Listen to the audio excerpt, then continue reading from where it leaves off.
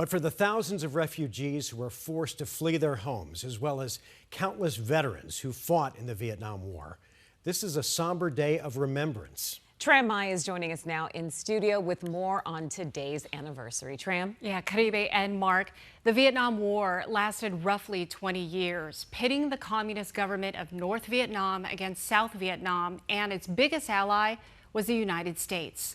More than 58,000 U.S. service members died. And for the veterans and Vietnamese refugees who barely made it out alive during the final days before the fall of Saigon, this day brings back so many memories. April 28, 1975, a day Hong Nguyen will never forget. It was just chaotic outside in the front. Nguyen was just 7, the oldest of 5 kids. Her dad was in the South Vietnamese Navy. I just see all these people running around in these jeeps. I was just worried for my mom because she just had a baby and it was just scary. Dad said, we gotta go because if we don't go, I won't be around for you guys. Because he was in the military working with American. And he would have, if he had stayed behind. Yep, he would have been in prison or they would have killed him, you know. So he said, we have to go. That same fear struck Ngoc Lee and his family. Lee was 10 years old. You see everybody panicking, you cry. So all I did was just kind of cry and cling and just move wherever my dad tells me to go. And he was just following the crowd as well. There was no law and order. And you had no idea at that time that that would be the last day you would be in Vietnam, leaving your home. Yeah, no idea. No idea. That would be the last time we ever saw that place, and just kind of left everything. So and just went. Nguyen and Lee were part of the first wave of at least 130,000 refugees evacuated by the U.S. during the final days of the Vietnam War. I just remember getting on this boat, probably about 30 feet long, and there were so many people on this boat, and we were just all cramped in this boat. And I remember Dad pulling me up. We got out into the middle of the ocean, and we climbed on a big naval ship, an American ship. Lee also scrambled aboard a ship at a U.S. naval base off the coast of South Vietnam. It's just crazy. We're very lucky to be close together.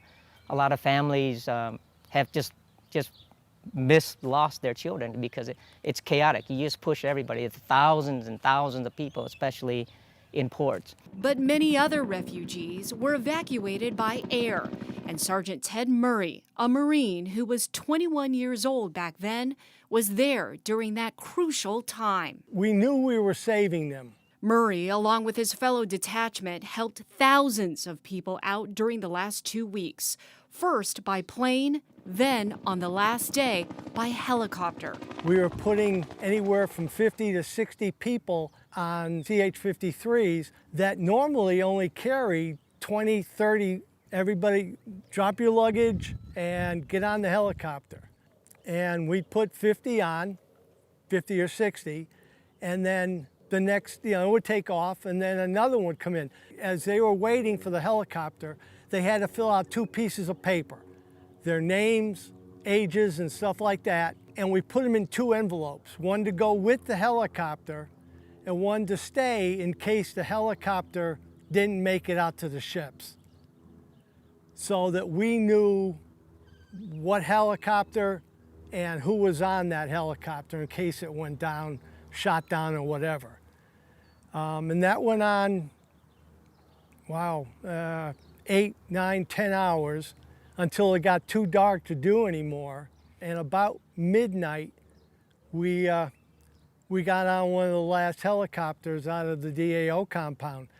And when we left, I was at the back of the helicopter.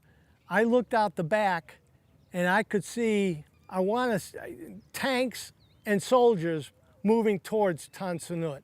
And I would say it was maybe half an hour after we left that they were there taking it over.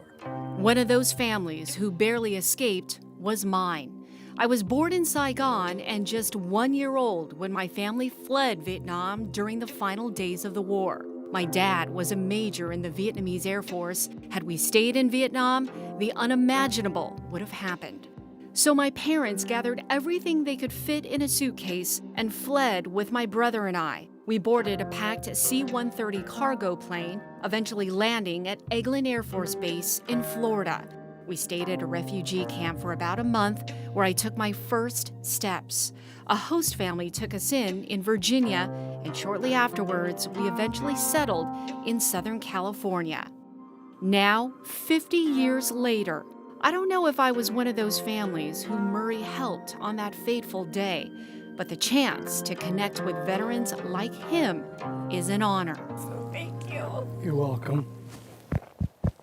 We will always be so grateful and so appreciative of your sacrifice. I did what I was asked to do and was grateful to do it, and I am so proud of what we did. It was a period of time when I had survivor guilt, but when I met people that we helped to get out, like you, it mitigates that pain.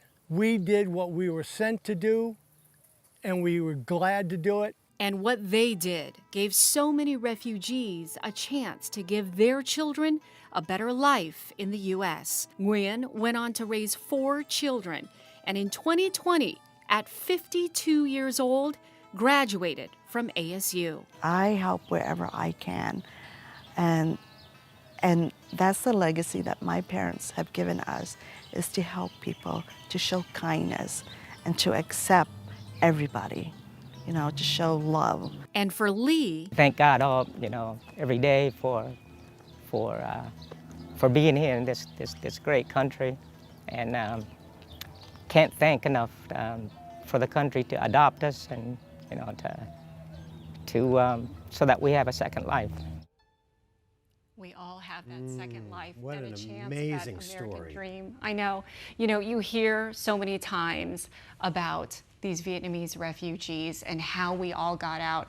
And even though each story is so unique, but it's the same in the sense that, you know, those final moments, our parents doing everything that they could to get out, the veterans who were there to help us with, you know, literally seconds, minutes, life or death.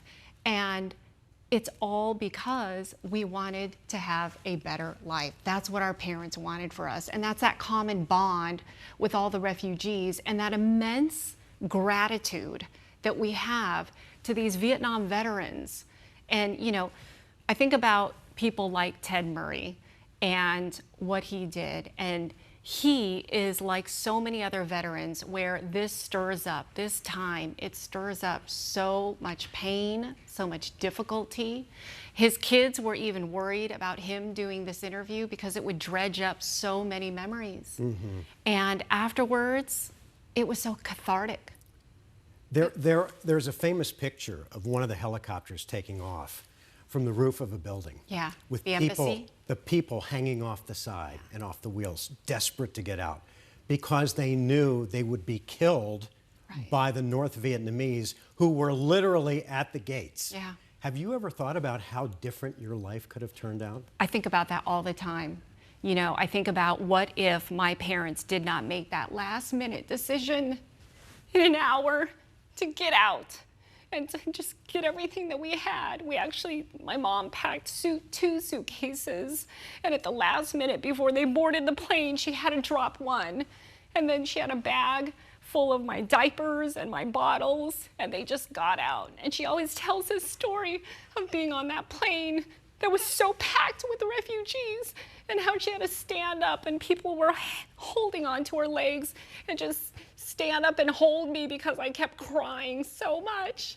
Obviously, it's not changed much. No, our GIs did such an amazing job. They did. In the rescue efforts. We always talk about how they were spit on and looked down upon when they returned to the U.S., and yet here they are, putting their lives on the line as the war comes to an end to make sure that people like you and your family could have a better life. It's why that whole period of time in the 60s and 70s as these American soldiers came home and they were looked down on. They were It's such spit an on. ugly Yeah. chapter in American history. Yeah, it really is. And for, so many, they didn't talk about it. It was shameful. They felt disrespected, and they buried it. They buried it for so long. And, you just think about, gosh, they did so much. And if it wasn't for them, we would not be here.